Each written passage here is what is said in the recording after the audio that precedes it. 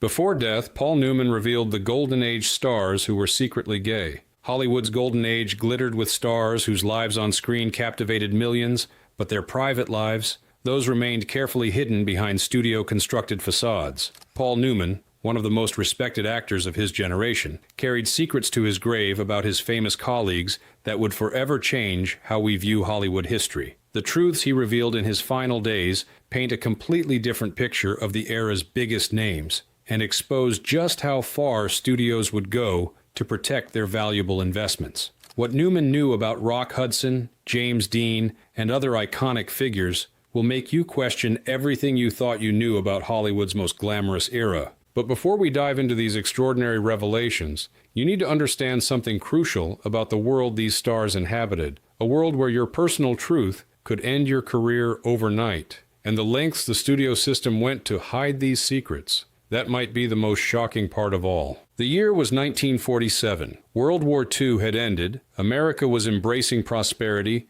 and Hollywood was churning out films at an unprecedented rate. But behind the glitz and glamour of Tinseltown lurked a darker reality, one where studios controlled every aspect of their stars' lives, and where being true to yourself could mean instant career death. You see, the major studios operated what was essentially a prison disguised as paradise. They dictated who you could be seen with, what restaurants you could frequent, and even who you could marry. For actors who didn't fit the conventional mold of American sexuality, this meant living double lives of elaborate deception. The studio system, with infamous figures like Louis B. Mayer at MGM and Jack Warner at Warner Brothers, created an environment of fear. These powerful men employed fixers, people whose sole job was to keep scandals out of the papers. The most notorious of these was Eddie Mannix at MGM, who arranged fake marriages, paid off potential blackmailers, and made sure that what happened behind closed doors stayed there. Paul Newman entered this world in the 1950s when the studio system was beginning to fracture, but its power over personal lives remained nearly absolute. As a leading man with his startling blue eyes and charismatic presence, Newman became privy to the industry's most carefully guarded secrets. Unlike many of his contemporaries, Newman lived long enough to see a different era in Hollywood, one where the truth about some of these stars began to emerge. And in his final days, according to those closest to him, Newman reflected on the toll these secrets took on some of the greatest talents he had known. The tragedy wasn't just that they had to hide, Newman reportedly told a close friend before his death in 2008. The real tragedy was that everyone knew but pretended not to. That kind of collective lying does something to a person's soul. What Newman revealed about 6 of Hollywood's most beloved male stars would finally bring to light what many in the industry had whispered about for decades. These weren't just rumors. These were the lived experiences of men who had to deny fundamental truths about themselves to preserve their careers and, in some cases, their very freedom. But before we reveal the full extent of Newman's bombshell confessions, we need to understand just how dangerous it was to be different in Hollywood's golden age. Being identified as homosexual didn't just mean scandal, it could mean arrest, imprisonment, and complete professional destruction. The studio's solution? Create elaborate heterosexual personas for their valuable stars, complete with arranged marriages, paid female companions for public appearances, and a press that was either complicit or completely fooled by the charade. The deception was so complete that millions of fans never suspected the truth about their screen idols. And the first of these idols? A man whose name became synonymous with rugged American masculinity, despite living a very different reality behind closed doors. Playing a very vital role in the struggle to keep Europe and mankind free from the fascist threat. Was it? Rock Hudson, Hollywood's ultimate illusion. When Rock Hudson died of AIDS-related complications in 1985, it shocked America. How could this paragon of masculinity, this romantic lead who made women swoon, have been gay? The answer is simple but heartbreaking, because his entire public persona had been methodically constructed to hide who he really was. According to what Paul Newman revealed in private conversations toward the end of his life, Rock Hudson's situation was well known among Hollywood insiders. Rock suffered more than most, Newman reportedly said. Everyone in the industry knew, but the deception had to be maintained at all costs, because he was Universal's biggest moneymaker. Hudson's agent, Henry Wilson, specialized in promoting extremely handsome young men while carefully managing their private lives. Wilson reportedly arranged Hudson's marriage to his secretary Phyllis Gates in 1955, a union that lasted just 3 years but served its purpose in quelling rumors about the actor's sexuality. What makes Hudson's story particularly poignant is how completely the public bought the fiction. Women across America fantasized about this tall, handsome leading man who starred opposite Doris Day in beloved romantic comedies. Little did they know that Hudson was living an entirely different life off-screen. Newman described witnessing Hudson's struggle firsthand. At industry parties, there was always this tension, he reportedly confided. Rock would arrive with whatever female companion the studio had arranged, but everyone in the room knew it was theater. You could see the toll it took on him, having to constantly perform even when the cameras weren't rolling. The pressure of maintaining this facade became increasingly difficult for Hudson. He took risks, frequenting underground establishments where he could briefly be himself. These moments of authenticity came with tremendous danger. Exposure could have ended his career instantly. When Hudson was diagnosed with AIDS in 1984, he kept his condition secret as long as possible. His gaunt appearance on Dynasty sparked rumors, and the narrative he had maintained for decades began to unravel. His death in 1985 forced America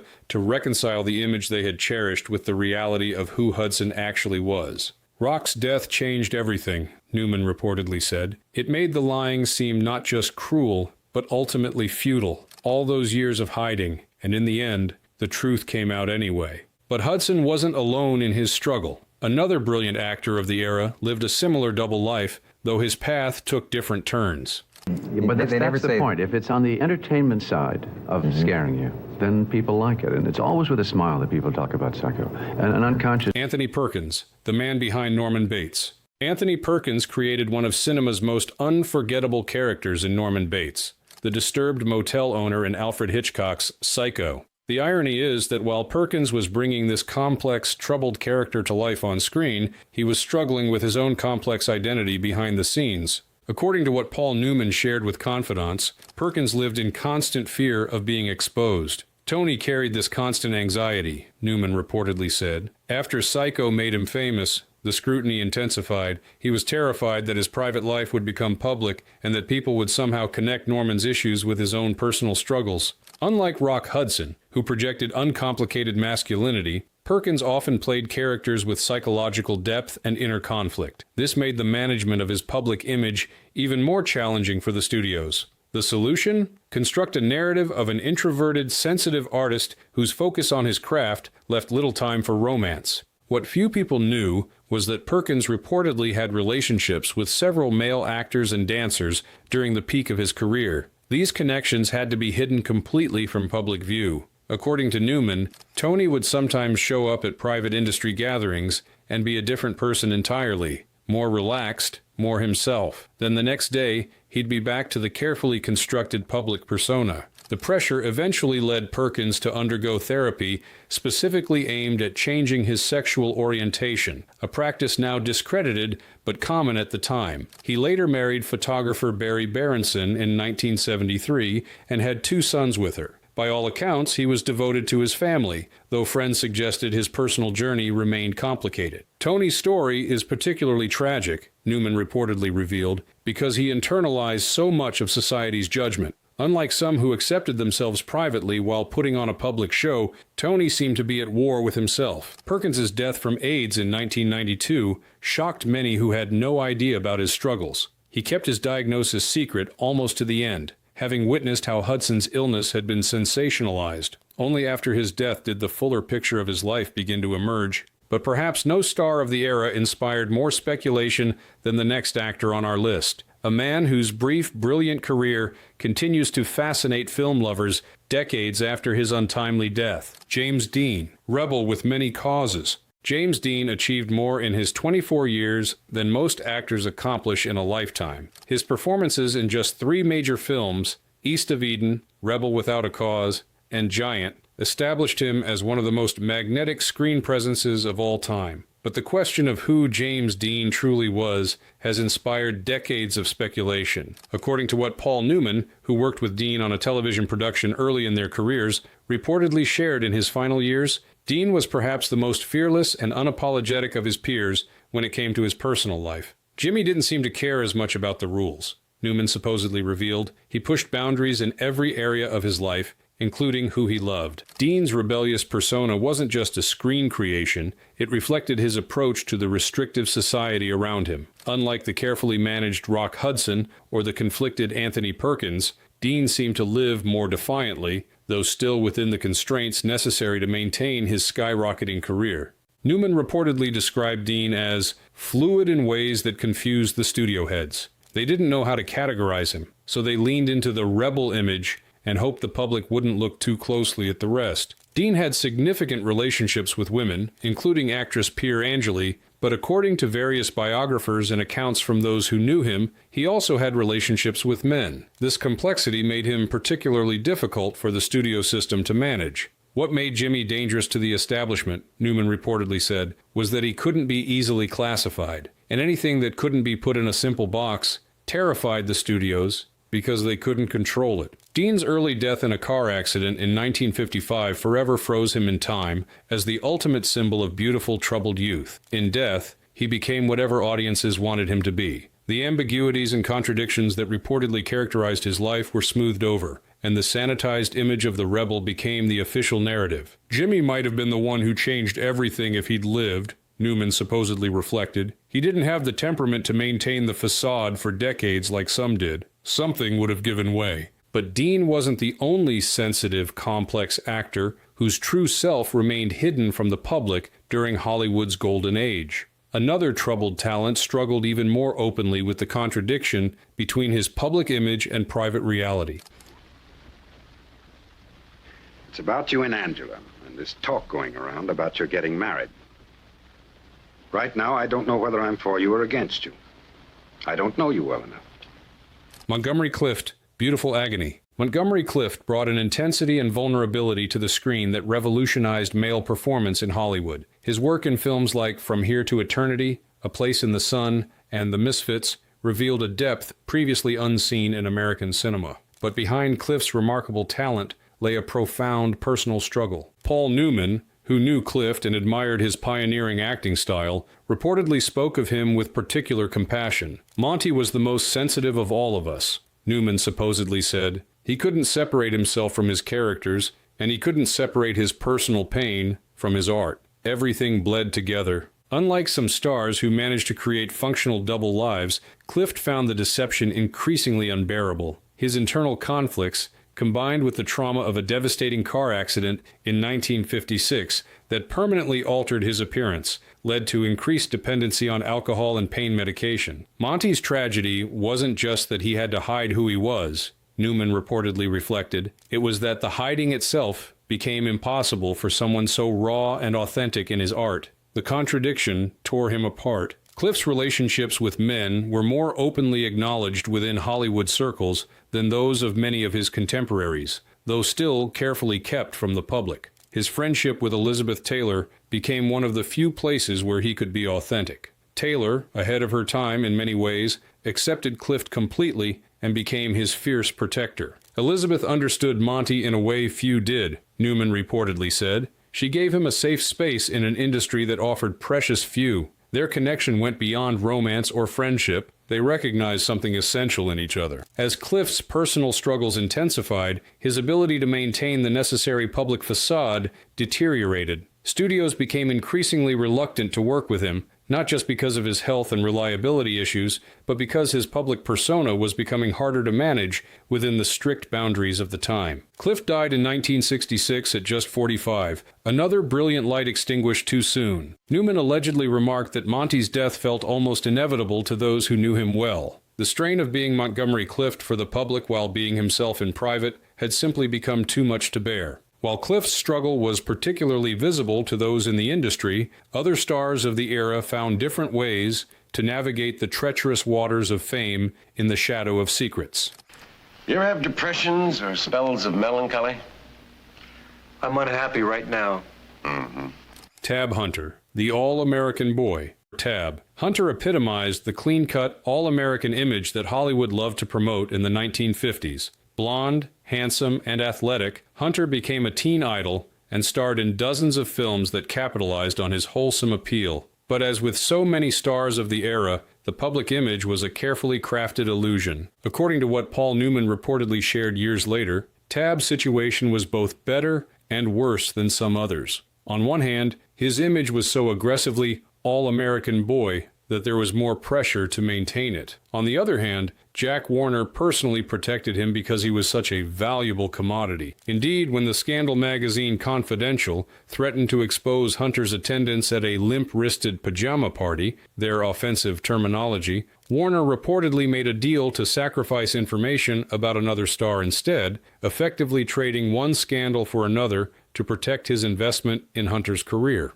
Hunter later confirmed in his 2005 autobiography, Tab Hunter Confidential, what Newman and others had long known, that his studio-arranged dates with actresses like Natalie Wood and Debbie Reynolds were pure fiction designed to maintain his marketable image. Behind the scenes, Hunter had a relationship with actor Anthony Perkins, and later a long-term partnership with producer Alan Glazer. Tab managed to find some peace in later years. Newman reportedly said, he stepped away from the center of the Hollywood machine and found a quieter life where he could be more himself. Not everyone was that fortunate. Hunter's career suffered when he bought out his contract with Warner Brothers in pursuit of more serious roles. Without the studio's protection, his opportunities diminished. However, unlike some of his contemporaries, Hunter lived long enough to reclaim his narrative and tell his own story. He died in 2018 at the age of 86. Having witnessed enormous social changes that would have seemed impossible during his years as a heartthrob. But perhaps the most poignant story among the stars Newman discussed involves an actor whose brief career contained enormous promise cut short by tragedy.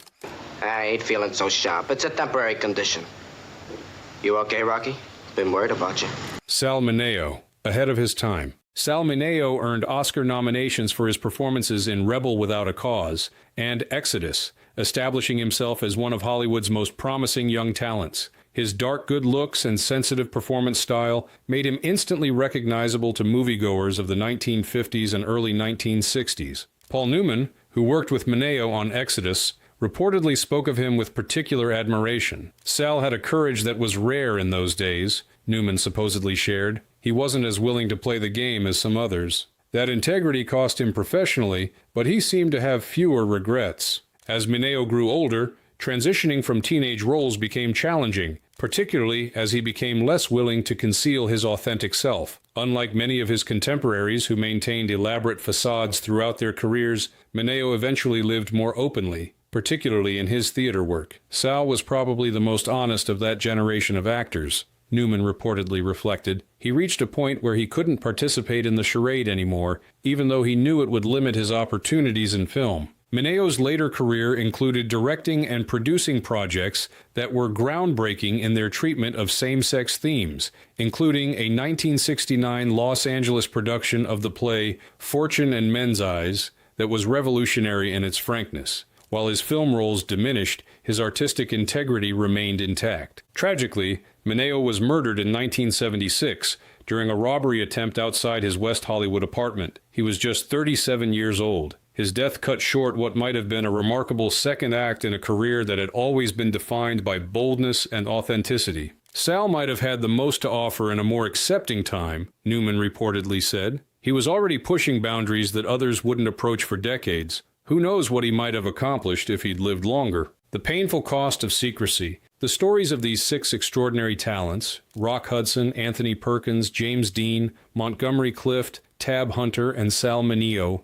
reveal a hidden history of Hollywood's golden age. Behind the glamorous facade lay lives of necessary deception, emotional struggle, and painful compromise. Paul Newman, who navigated the same era while presenting a conventional public image with his long marriage to Joanne Woodward, reportedly reflected on the profound unfairness of the system he witnessed. The tragedy is that these men weren't allowed to be whole, he supposedly said near the end of his life. They had to fragment themselves, the public self, the private self, with no possibility of integration. That takes a terrible psychological toll. The pressure to maintain these divisions created unbearable strain. For some, like Montgomery Clift, it contributed to destructive behaviors that shortened their lives. For others, like Rock Hudson, it meant living a life of elaborate fiction until illness made that impossible. Even those who survived into more accepting times, like Tab Hunter, lost decades of authentic living to a system that valued marketability over humanity. Newman reportedly questioned his own role in this system. We were all complicit to some degree. Those of us who knew kept quiet because that's how things worked. I've often wondered if we could have changed things sooner if more of us had spoken up. The culture that demanded these sacrifices